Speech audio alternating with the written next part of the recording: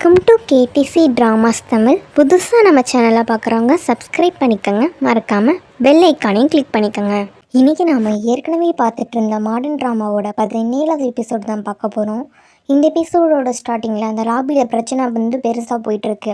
என்ன அப்படின்னா, இந்த லியா என்ன சொல்லுவாங்க அப்படின்னா, இது எல்லாத்துக்கும் காரணம் இந்த ஜின்யாவோட பாய் ஃப்ரெண்ட் தான். அவனுக்கு கம்பெனியில் பெரிய இஷ்யூ ஆச்சு இல்லை ஸ்கெட்ச் குரூப்பில். அதனால் அவன் தான் அவனோட கேர்ள் ஃப்ரெண்டை விட்டு இந்த மாதிரி பிரச்சனை பண்ண வர்றான் அப்படின்ற மாதிரி சொல்லிவிட்டு அவன் மேலே பழி போடுவாங்க. பழி போட்டது மட்டும் இல்லாமல், இன்னிலேருந்து உன்னோட கம்பெனிக்கு நாங்கள் எந்த ஹெல்ப்புமே பண்ண மாட்டோம், உன் கம்பெனி என் கம்பெனி சரியில்லைடா அப்படின்ற மாதிரி சொல்லிவிட்டு அவங்க அப்படியே சத்தம் போட்டு விட்ருவாங்க. இந்த விஷயம் இல்லாமல் இப்போ தான் நம்ம ஜின்யாவுக்கே தெரிய வரும். இதுக்கு முன்னாடி வரைக்கும் என்ன நினச்சிட்டு இருப்பா அப்படின்னா, இந்த புதுசாக எஸ்கெச் குரூப் ஒரு ப்ராஜெக்ட் பண்ணிகிட்டு இருக்காங்களா, அந்த விஷயத்தில் தான் இவ ரொம்ப பிஸியாக இருக்கா அப்படின்ற மாதிரி நினச்சிட்டு இருப்பாங்க. ஆனால் இப்போ தான் இந்த மாதிரி கம்பெனியே மூழ்க போகுது அப்படின்ற விஷயம் அவளுக்கு தெரியும். ரொம்ப ஷாக்கிங்காக தான் இருக்கும். இந்த விஷயம் ஷியாவுக்கு தெரியும் அப்படின்றப்ப 2 பேர் சேர்ந்து என்கிட்ட மறைச்சிட்டிங்களா அப்படின்ற மாதிரி சொல்லிட்டு ஜின்யா கோச்சிக்குவான். அதுக்கப்புறமேட்டுக்கு என்ன பண்ணுவாங்க அப்படின்னா, இந்த விஷயத்தை ஜின்யா கிட்ட சொல்லணும்ல, அதுக்காக அவளோட பாய் ஃப்ரெண்டு என்ன பண்ணுவான்னா, நானே சொல்கிறேன்னு சொல்லிட்டு தனியாக கூப்பிட்டு போய் சொல்லுவான். இந்த மாதிரி எல்லாமே இதான் நடந்துச்சு அப்படின்னு சொல்லிட்டு அவனோட காரில் வச்சு தான் சொல்லுவான். இப்போ எஸ்கெச் குரூப் ஒரு புது ப்ராஜெக்ட் லான்ச் பண்ணியிருக்காங்களே, அந்த ப்ராஜெக்ட் லான்ச் பண்ணுறதுக்காக ஒரு ஃபினான்ஷியல் ப்ராப்ளம் வந்துருச்சு. ஆனால் 3 வருஷமாக நம்மளோட கம்பெனி கொஞ்சம் ப்ராப்ளமில் இருக்கிறதுனால நம்ம கம்பெனி அவங்க சேல்ஸ் பண்ண முடிவு பண்ணிட்டாங்க. இதான் இப்போ பிரச்சனையில் போயிட்டுருக்கு. அதுவும் அடுத்த ஸ்பின் ஆஃப் வரைக்கும் தான் டைம் அப்படின்றப்ப இன்னும் எனக்கு 87 நாள் தான் பாக்கி இருக்கேன். நான் அதுக்குள்ளே கம்பெனி மீட் ஆகணும், பெரிய பிரச்சனை அப்படின்ற மாதிரி சொல்லிவிட்டு நடந்த எல்லா விஷயத்தையும் சொல்லுவான்.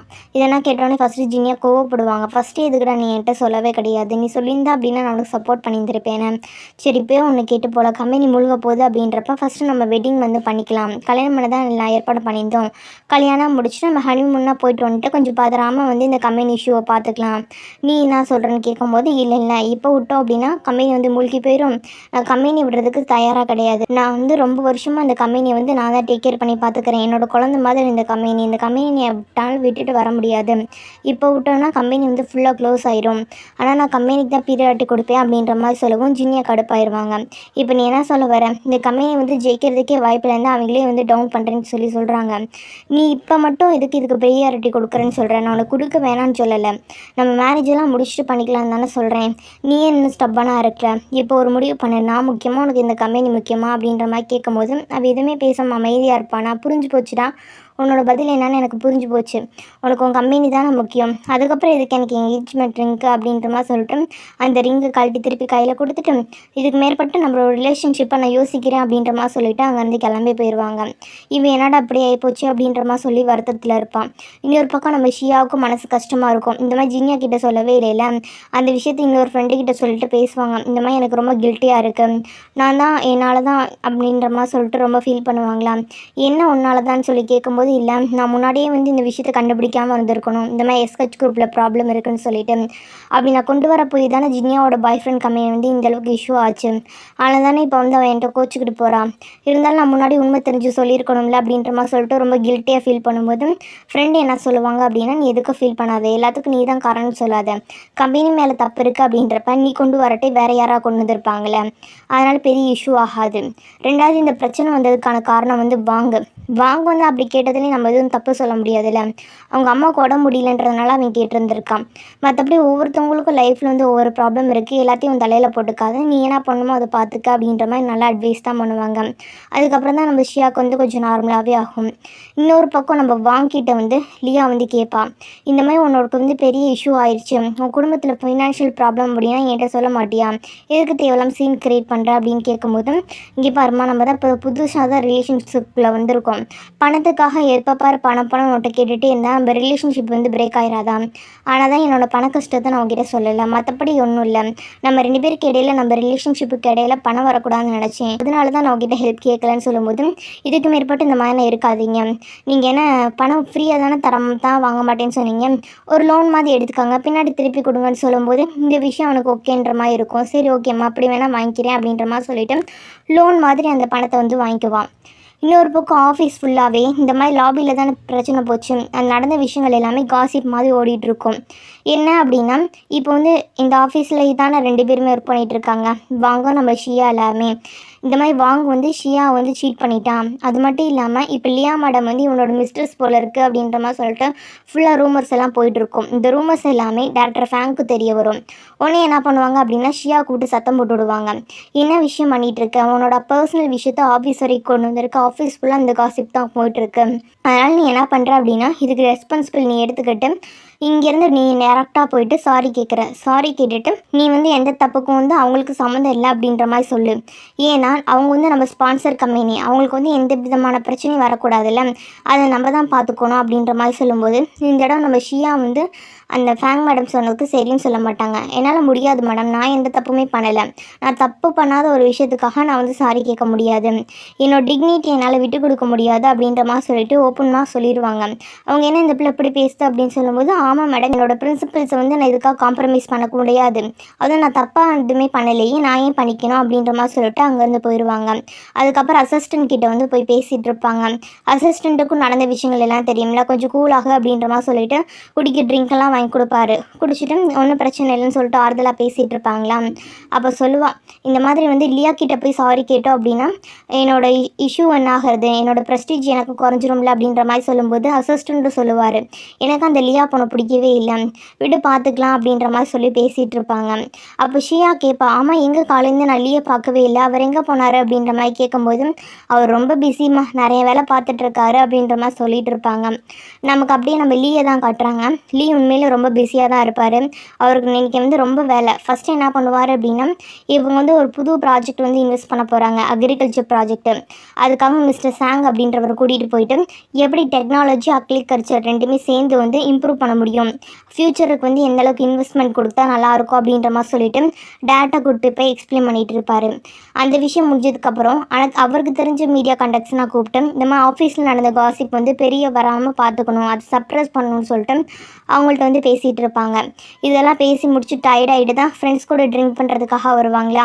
அப்போ ஃப்ரெண்ட்ஸ் எல்லாம் கேட்பாங்க, என்னப்பா வர வர ரொம்ப பிஸியாக சுற்றிட்டு இருக்கேன், என்ன உண்மையிலே இந்த தடவையும் நீ இல்லைன்னு சொல்லி மறக்க போறியா, உனக்கு உன்னோட ஓனர் மேலே ஒரு இன்ட்ரெஸ்ட் இருக்குது தானே, ஒத்துக்கோ அப்படின்ற மாதிரி கேட்கும்போது ஆமாம் ஒத்துக்கிறேன் அப்படின்ற மாதிரி சொல்லிட்டு நம்ம ஹீரோ உண்மையிலே ஒத்துக்குவார்.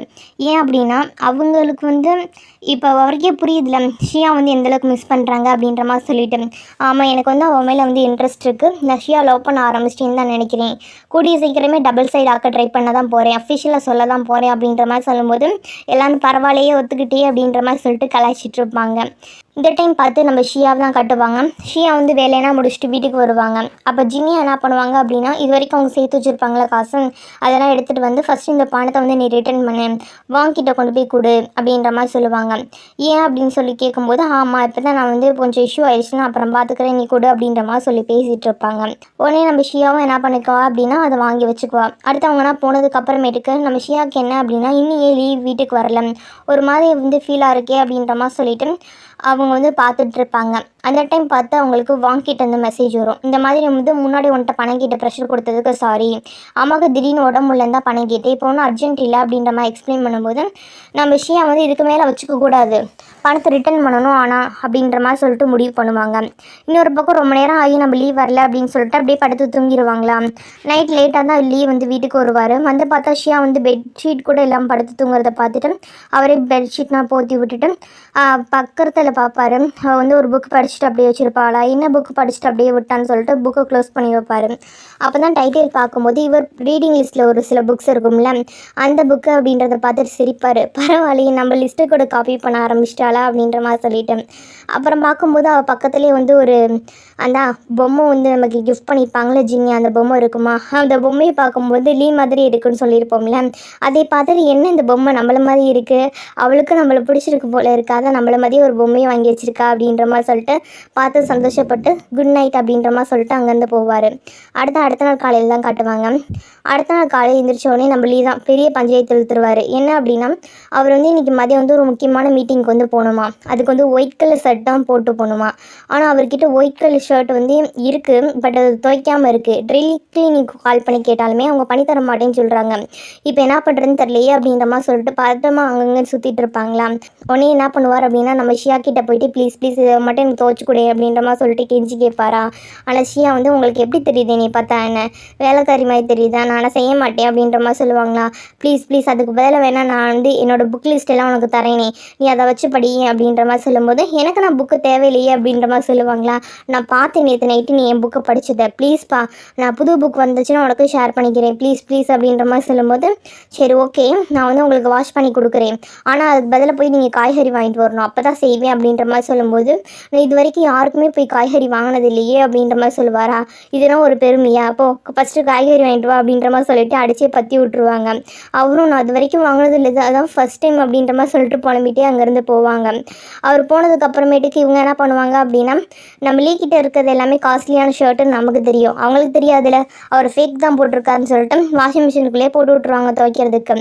காய்கறி வாங்கிட்டு வந்து பார்த்தா லீ வந்து என்னாச்சு வாஷிங் மிஷினில் போட்டியான்னு கேட்கும்போது ஆமாம் எப்படின்னா ஃபேக் ப்ராடக்ட்டை போட்டால் என்ன அப்படின்னு சொல்லி பார்க்கும்போது எடுத்து பார்க்கும்போது தான் தெரியும் அதில் ஒரு பட்டனே காணோம், இன்னும் பட்டன் எல்லாம் பிஞ்சு கிடக்கு அப்படின்ற மாதிரி சொல்லும்போது ஆமாம் பிஞ்சு போச்சா, சரி விடுங்க பார்த்துக்கலாம் சாதாரண சட்டை தானே, வேணா உங்களுக்கு புது சட்டை கூட ஆன்லைனில் ஆர்டர் போட்டு வாங்கி தரேன் அப்படின்ற மாதிரி சொல்லுவாங்களா. ஏம்மா இது வந்து ரொம்ப லக்ஸரியான ஷர்ட்டு, இதை வந்து போடுறதுக்கு முன்னுக்கும் இதோட பட்டன்ஸ் எல்லாத்தையும் நம்மளே ரிமூவ் பண்ணிவிட்டு அதுக்கப்புறமேட்டு தான் வாஷ் பண்ணணும் அப்படின்ற மாதிரி சொல்லும்போது சாரிப்பா எனக்கு தெரியாது, நான் வேணா அதான் சொன்னேன்னா ஒன்று வாங்கி தரேன் அப்படின்ற மாதிரி சொல்லுவாங்களா. இல்லை இல்லை பரவாயில்ல விடு, இப்போ நான் போட்டு போகிறதுக்கு என்னத்தை போட்டு போவேன், முதல்ல உட்காந்து பட்டன் தைக்கிறேன் அப்படின்ற மாதிரி சொல்லிட்டு பட்டன் உட்காந்து தைப்பார். ஆனால் அவருக்கு தைக்கவே தெரியாது, சொதப்பிட்டே இருப்பாங்களா. இந்த விஷயத்த எல்லாத்தையும் பார்த்துட்டு சியா வந்து சிரிப்பாங்க. சிரிச்சுட்டு என்ன சொல்லுவாங்க அப்படின்னா நீங்கள் உங்களுக்கு தான் பட்டன் தைக்க வரல, இல்லை நானே வந்து தைச்சி தரேன் பேசாமல் இருங்க, ஃபஸ்ட்டு வந்து சாப்பிட்லாம் டின்னர்னால் முடிச்சுட்டு பார்த்துக்கலாம், அதுக்கு அப்புறம் வந்து நீங்கள் வந்து பாத்திரம் விளக்க ஹெல்ப் பண்ணுங்கள் நான் உங்களுக்கு பட்டன் தைக்கிறேன் அப்படின்ற மாதிரி சொல்லிட்டு டீல் போட்டுக்குவாங்க. சரின்னு சொல்லிட்டு 2 பேரும் சேர்ந்து என்ன பண்ணுவாங்க அப்படின்னா அடுத்த டின்னர் சாப்பிட்ணும்ல அதை சாப்பிட்டுட்டு இருப்பாங்க. சாப்பிட்டுட்டு இருக்கும்போது பேசிகிட்டு இருப்பாங்க. ஆஃபீஸில் நடந்த பஞ்சாயத்து அப்புறம் வீட்டில் நடந்த விஷயங்கள் அந்த விஷயம் எல்லாத்தையும் ஷேர் பண்ணிட்டு கொஞ்சம் கொஞ்சம் ஜாலியாக வந்து அப்படியே பேசி டைம் ஸ்பெண்ட் பண்ணிகிட்டு இருப்பாங்க. அதுக்கப்புறமேட்டுக்கு சொல்லுவார் இது வரைக்கும் நான் பாத்திரமே விளக்குனது இல்லைன்னு சொல்லிட்டு பட்டன் தைக்கன்னா போய் பாத்திரத்தை விளக்குங்க அப்படின்ற மாதிரி சொல்லிட்டு பாத்திரத்தை விளக்க போட்டுட்டு இவங்க போய் பட்டன் தைச்சிட்டு இருப்பாங்க. நல்லா பார்த்து விஷயம் வந்து பட்டன் தைச்சிட்டு இருப்பாங்களா. இதெல்லாம் அவரும் பார்த்துட்டு தான் இருப்பார்.